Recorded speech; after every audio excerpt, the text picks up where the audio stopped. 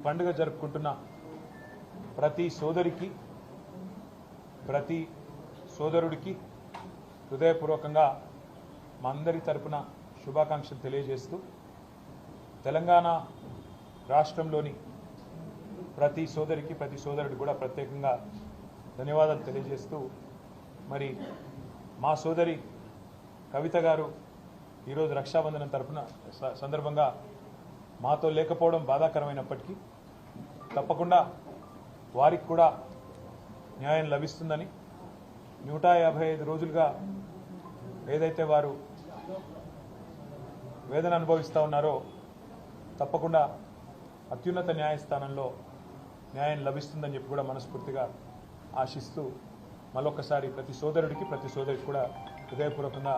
శుభాకాంక్షలు అభినందనలు.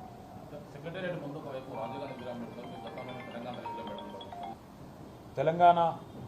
రాష్ట్రంలోని ప్రతి సోదరికి ప్రతి సోదరుడికి కూడా ప్రత్యేకంగా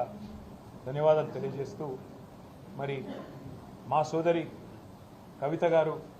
ఈరోజు రక్షాబంధనం తరపున సందర్భంగా మాతో లేకపోవడం బాధాకరమైనప్పటికీ తప్పకుండా వారికి కూడా న్యాయం లభిస్తుందని 155 రోజులుగా ఏదైతే వారు వేదన అనుభవిస్తూ ఉన్నారో తప్పకుండా అత్యున్నత న్యాయస్థానంలో న్యాయం లభిస్తుందని చెప్పి కూడా మనస్ఫూర్తిగా ఆశిస్తూ మరొకసారి ప్రతి సోదరుడికి ప్రతి సోదరికి కూడా హృదయపూర్వకంగా శుభాకాంక్షలు అభినందనలు.